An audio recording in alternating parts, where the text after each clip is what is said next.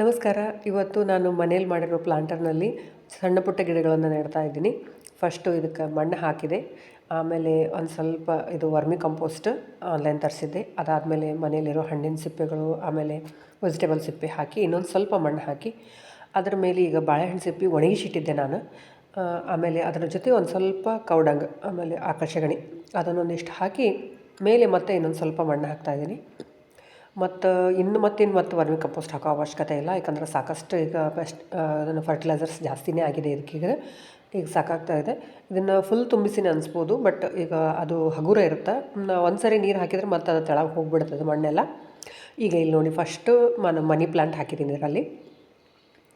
ಆಮೇಲೆ ಇನ್ನೊಂದರಲ್ಲಿ jade plant ಹಾಕ್ತಾಯಿದ್ದೀನಿ. ಇನ್ನೊಂದರಲ್ಲಿ ರೆಡ್ ಕಲರ್ ಸೇವಂತಿ ಹೂ, ಇವು ಮೂರನ್ನು ಹಾಕಿದ್ದೀನಿ. ಇದು ನಾನು ಪ್ಲಾಂಟರ್ಸ್ನ ಮನೆಯಲ್ಲಿರೋ ಪ್ಲಾಸ್ಟಿಕ್ ಬಾಟಲ್ಸಿಂದ ಮಾಡಿದ್ದೀನಿ.